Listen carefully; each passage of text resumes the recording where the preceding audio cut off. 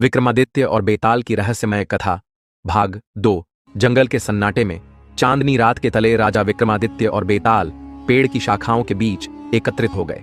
बेताल ने अपनी चिरपरिचित हंसी के साथ कहा, राजन, आज मैं तुम्हें ऐसी कहानी सुनाऊंगा जो न केवल तुम्हारी बुद्धि की परीक्षा लेगी बल्कि तुम्हें सोचने पर मजबूर कर देगी कि क्या सचमुच हर चीज वैसी होती है जैसी दिखती है।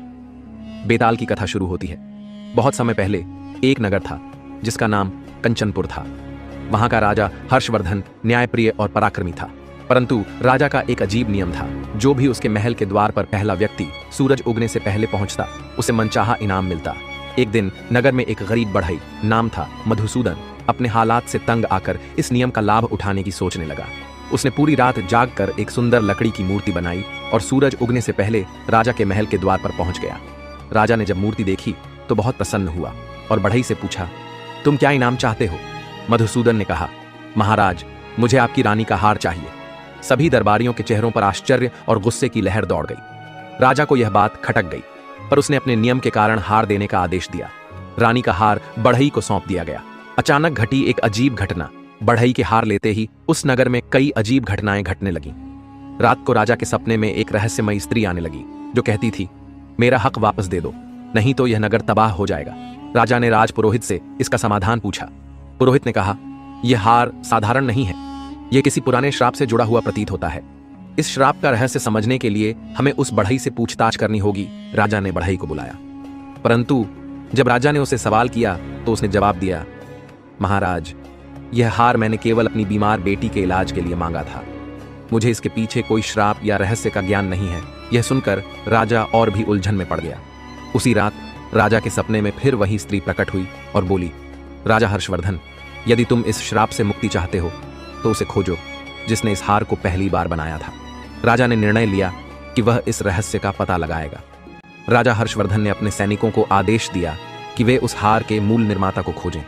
कई दिनों की खोजबीन के बाद सैनिक एक पुराने कारीगर के पास पहुंचे जो अपने अंतिम दिनों में था। उसका नाम वासुदेव था। वासुदेव ने बताया, यह हार मैंने 25 साल पहले एक रानी के लिए बनाया था, लेकिन उस समय वह रानी अचानक महल से गायब हो गई थी। कहते हैं उसे उसके ही विश्वास पात्रों ने धोखा देकर मार डाला था। उस रानी का नाम था रत्नप्रिया और यह हार उसकी आत्मा से जुड़ा हुआ है।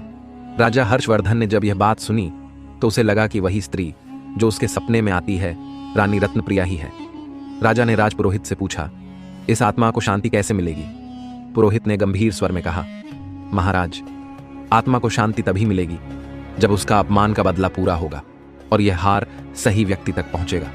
परंतु यह जानने के लिए आपको उस घटना की सच्चाई जाननी होगी जिसमें रानी रत्नप्रिया को मारा गया था। राजा ने फिर से सैनिकों को भेजा।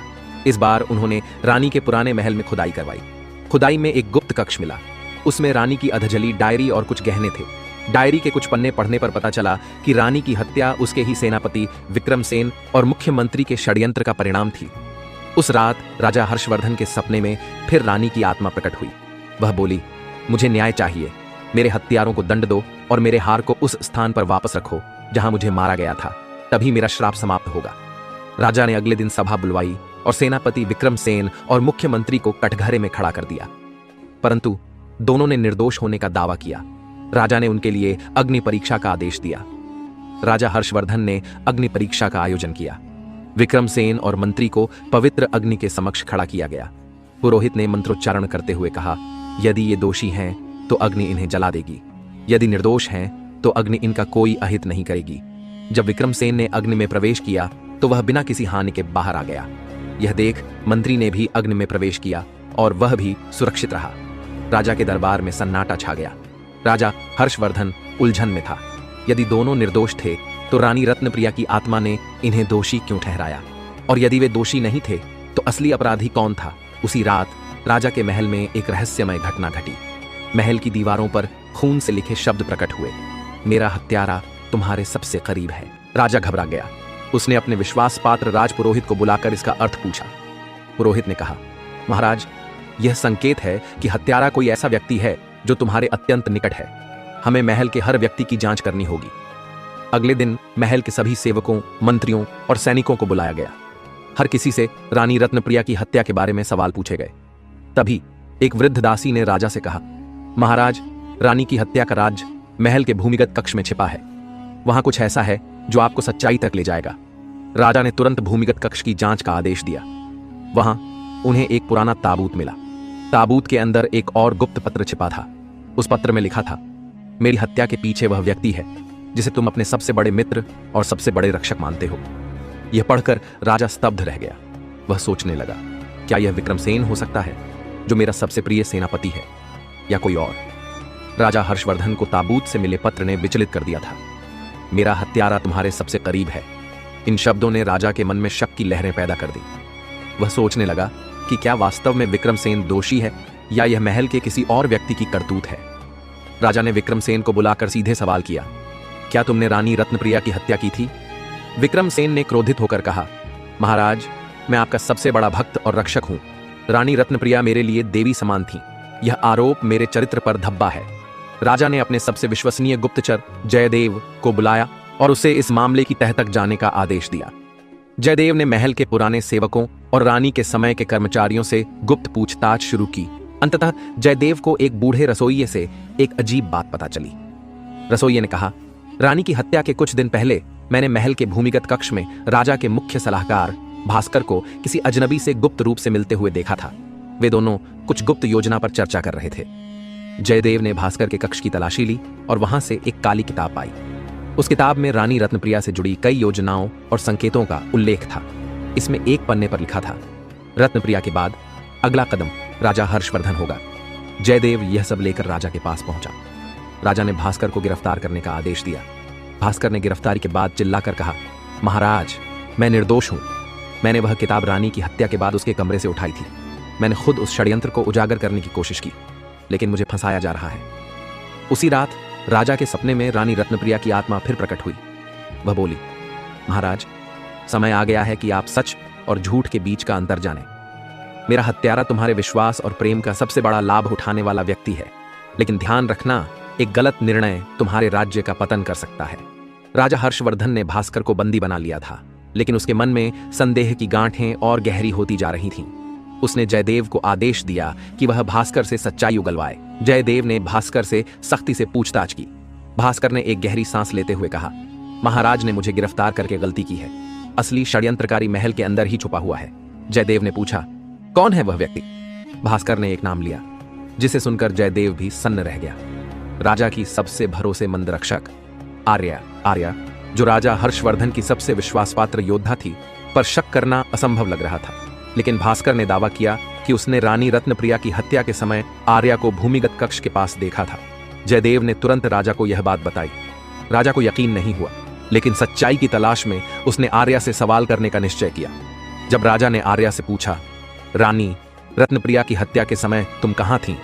तो आर्या ने झिझकते हुए उत्तर दिया, महाराज, मैं रानी की सुरक्षा के लिए वहां मौजूद थी, लेकिन मैंने कुछ ऐसा देखा जो मैंने कभी किसी को नहीं बताया। राजा ने खड़े स्वर में कहा, अब समय आ गया है कि तुम सब कुछ स्पष्ट करो। आर्या ने बताया, उस रात मैंने विक्रमसेन को भूमिगत कक्ष में जाते देखा था, लेकिन मैं रानी की सुरक्षा सुनिश्चित करने के लिए वहीं रुकी रही। थोड़ी देर बाद मैंने रानी की चीखें सुनी। जब मैं अंदर पहुंची तो वहां कोई नहीं था, बस खून और टूटे गहनों के निशान थे।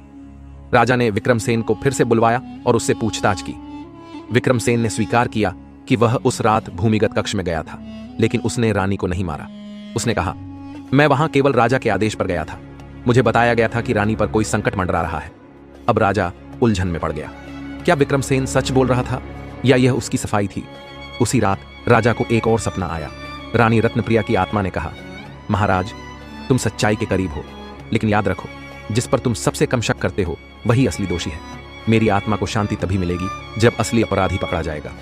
राजा हर्षवर्धन ने पूरी घटना के बाद अपना अंतिम निर्णय लेने के लिए राजसभा का आयोजन किया। आर्या, विक्रमसेन और भास्कर तीनों को दरबार में बुलाया गया। राजा ने कहा, मेरी पत्नी रानी रत्नप्रिया की हत्या का अपराधी इस महल में ही है। आत्मा के संकेत और सबूत हमें सच के करीब ला चुके हैं, लेकिन अंतिम सत्य अब सामने आएगा। राजा ने महल के भूमिगत कक्ष से मिले गुप्त ताबूत को सभा में लाने का आदेश दिया। जब ताबूत खोला गया तो उसमें से एक सोने का पेंडेंट निकला। यह वही पेंडेंट था जिसे रानी रत्नप्रिया हमेशा पहनती थी। राजा ने कहा, यह पेंडेंट रानी के शरीर से तब गायब हुआ था जब उनकी हत्या हुई थी। अब इसे देखकर मैं समझ गया हूं कि अपराधी कौन है। राजा ने सभा में घोषणा की, असली अपराधी और कोई नहीं बल्कि मेरे सबसे भरोसेमंद सेनापति विक्रमसेन है। सभा में सन्नाटा छा गया। विक्रमसेन चिल्लाया, महाराज यह झूठ है, मैं निर्दोष हूं। लेकिन राजा ने पेंडेंट पर लगी एक छोटी खरोंच की ओर इशारा किया और कहा, यह खरोंच उसी तलवार की है जो सिर्फ सेनापति को दी गई थी। यह सबूत काफी है। विक्रमसेन ने आंसुओं के साथ स्वीकार किया, हां महाराज, यह सच है, लेकिन मैंने रानी को मारा नहीं। मैंने उन्हें बचाने की कोशिश की थी। रानी के जीवन पर खतरा था और मैं उनके पास पहुंचा। लेकिन जब मैं वहां पहुंचा तो मैंने आर्या को रानी पर हमला करते देखा। मैंने उन्हें रोकने की कोशिश की, लेकिन बहुत देर हो चुकी थी।